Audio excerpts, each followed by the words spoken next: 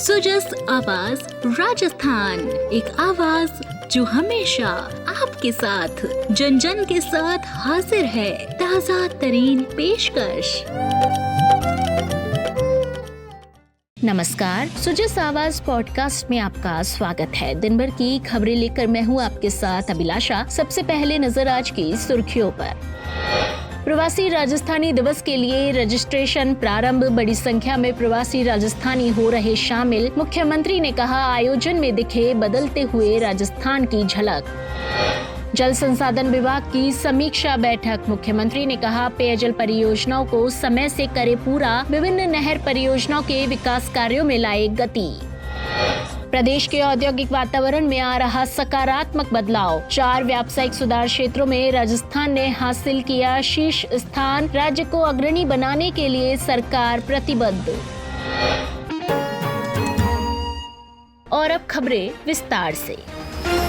मुख्यमंत्री श्री भजनलाल शर्मा ने कहा कि राज्य सरकार के द्वारा आगामी 10 दिसंबर को जयपुर के JECC में प्रवासी राजस्थानी दिवस का आयोजन किया जा रहा है। इससे प्रवासी राजस्थानी समुदाय से हमारा जुड़ाव और अधिक मजबूत होगा। यह आयोजन प्रवासी समुदाय और राज्य सरकार के बीच विभिन्न क्षेत्रों में सहयोग के लिए एक बड़ा मंच साबित होगा। उन्होंने कहा कि राज्य सरकार की प्राथमिकता है कि प्रवासी राजस्थानियों की सक्रिय भागीदारी से प्रदेश में निवेश, नवाचार और विकास के नए आयाम स्थापित होंगे। श्री शर्मा बुधवार को मुख्यमंत्री कार्यालय में आगामी प्रवासी राजस्थानी दिवस की तैयारियों को लेकर आयोजित समीक्षा बैठक को संबोधित कर रहे थे। उन्होंने कहा कि राज्य सरकार की निवेश अनुकूल नीतियों के कारण राजस्थान देश में निवेश के नए केंद्र के रूप में उभर रहा है। राइजिंग राजस्थान समिट के तहत हुए MOU में अब तक 7 लाख करोड़ रुपए के MOU की ग्राउंड ब्रेकिंग की जा चुकी है। उन्होंने कहा कि सरकार के द्वारा प्रदेश में अभूतपूर्व औद्योगिक वातावरण तैयार करते हुए उद्यमियों के लिए हर संभव मदद दी जा रही है। बैठक में अधिकारियों ने बताया कि आयोजन को लेकर प्रवासी राजस्थानी बेहद उत्साहित है। आयोजन में शामिल होने के लिए पंजीकरण शुरू होने से अब तक बड़ी संख्या में प्रवासी अपना पंजीकरण करवा चुके हैं। अधिकारियों ने बताया कि प्रवासी राजस्थानी दिवस पर उद्योग, पर्यटन, शिक्षा, स्वास्थ्य सेवा और जल जैसे विभिन्न विषयों पर सेक्टोरल सत्र आयोजित किए जाएंगे। बैठक में प्रस्तुतिकरण के माध्यम से अधिकारियों ने प्रवासी राजस्थानी दिवस की तैयारियों को लेकर भी जानकारी दी।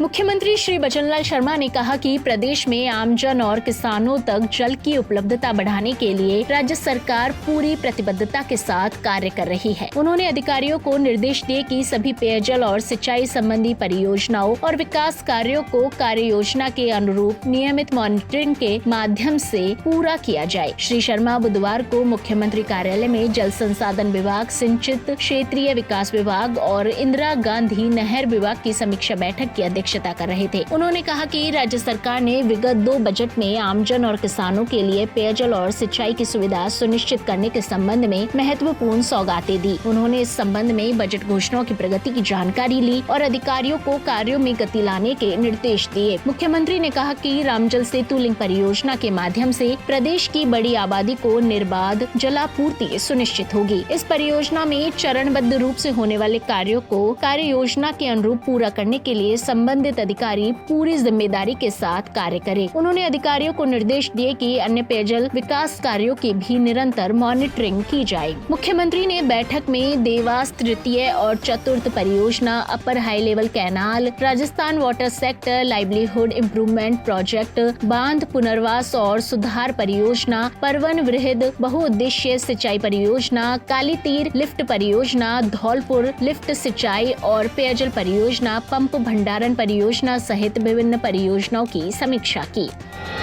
राजस्थान ने व्यवसाय प्रवेश, श्रम नियमन सुविधाएं, पर्यावरण पंजीकरण और सेवा क्षेत्र में देश भर में शीर्ष स्थान प्राप्त किया है। भारत सरकार के उद्योग संवर्धन और आंतरिक व्यापार विभाग ने बिजनेस रिफॉर्म्स एक्शन प्लान 2024 के अंतर्गत प्रदेश को इन 4 व्यावसायिक सुधारों की श्रेणियों में शीर्ष उपलब्धि हासिल करने वाले राज्य के रूप में मान्यता दी है। मुख्यमंत्री श्री भजनलाल शर्मा ने कहा कि यह उपलब्धि पूरे प्रदेश के लिए गौरव का विषय है। राजस्थान के व्यापारिक परिवेश को सुगम और प्रगतिशील बनाने की दिशा में यह सफलता हमारी प्रतिबद्धता का प्रमाण है। उन्होंने कहा कि व्यावसायिक सुधारों को प्राथमिकता देते हुए राज्य सरकार प्रदेश को देश का अग्रणी निवेश गंतव्य बनाने के लिए संकल्पित होकर कार्य कर रही है।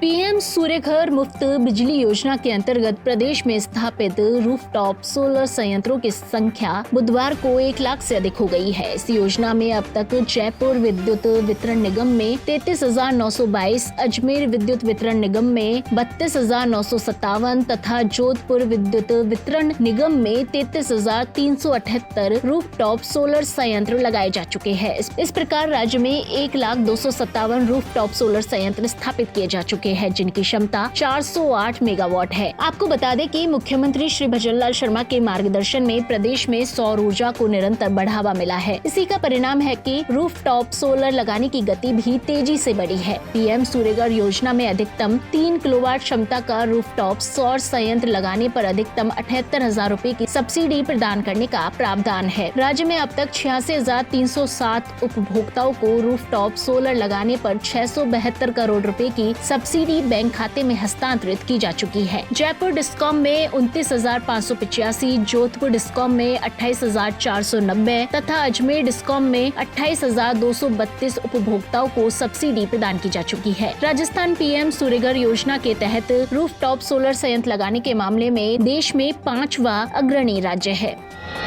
डबल इंजन की सरकार में राजस्थान के विकास को मिल रही डबल रफ्तार। बीकानेर के पूगल में स्टोरेज सिस्टम के साथ देश का पहला सौर ऊर्जा पार्क किया जा रहा है विकसित। राजस्थान में एक प्रचलित कहावत है, रेत में भी बीज बोयो तो फल देवे, बस नीयत साची होनी चाहिए। राजस्थान सरकार ने इस कहावत को सच कर दिखाया है। राज्य ने 2030 तक का नवीकरणीय ऊर्जा लक्ष्य वर्ष 2025 में ही प्राप्त कर लिया है। बीकानेर के पूगल में स्टोरेज सिस्टम के साथ देश का पहला सौर ऊर्जा पार्क विकसित किया जा रहा है।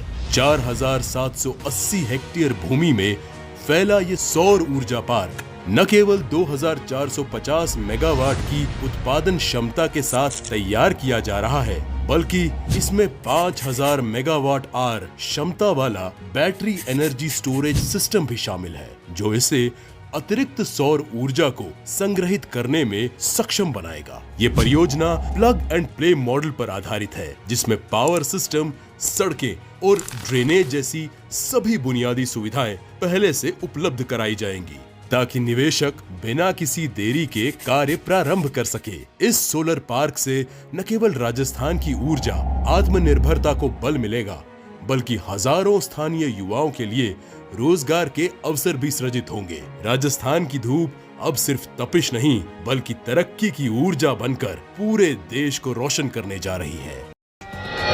राजस्थान में मतदाता सूची के विशेष गहन पुनरीक्षण कार्यक्रम यानी SIR 2026 के अंतर्गत गणना प्रपत्र वितरण का आंकड़ा 9वें दिन 4 करोड़ 25 लाख के पास पहुंच गया है। राज्य के 78% मतदाताओं तक गणना प्रपत्र पहुंच चुके हैं, जिससे अभियान ने एक नया मुकाम हासिल किया है। मुख्य निर्वाचन अधिकारी श्री नवीन महाजन ने बताया कि अब तक के आंकड़ों के अनुसार झालावाड़ और चित्तौड़गढ़ जिले 90% से अधिक वितरण के साथ लगातार अग्रणी बने हुए है। वहीं झुंझुनू जिला 66.2% के साथ सबसे नीचे है। अब राज्य में केवल 5 जिले झुंझुनू, भरतपुर, सवाई माधोपुर, कोटा और डीडवाना कुचामन 70% से कम वितरण वाले बचे हुए हैं। श्री महाजन ने बताया कि भरे हुए गणना प्रपत्रों के डिजिटाइजेशन का कार्य भी तेजी से चल रहा है। अब तक 11,30,000 गणना फॉर्म ECI नेट पर डिजिटाइज किए जा चुके हैं। डिजिटाइजेशन में बाड़मेर, भरतपुर और झालावाड़ सबसे आगे है, जबकि बीकानेर, चूरू और टोंक में इसकी गति धीमी है। विधानसभा क्षेत्रों में देखें तो बाड़मेर सबसे आगे और दातारामगढ़ सबसे पीछे है। उन्होंने सभी जिला निर्वाचन अधिकारियों को निर्देशित किया कि डिजिटाइजेशन की गति को और बढ़ाया जाए और BLO को तकनीकी सहयोग उपलब्ध कराया जाए। उन्होंने यह भी स्पष्ट किया कि भारत निर्वाचन आयोग स्वयं इस अभियान की नियमित मॉनिटरिंग कर रहा है और पिछड़ने वाले जिलों के निर्वाचक रजिस्ट्रीकरण अधिकारियों को कार्य में सुधार लाने के लिए सख्त निर्देश जारी किए गए हैं। मुख्य निर्वाचन अधिकारी ने नागरिकों से अपील की कि वे गणना फॉर्म ऑनलाइन भरने की सुविधा का लाभ उठाए। मतदाता voters.eci.gov.in वेबसाइट पर सीधे ही गणना प्रपत्र भर सकते हैं।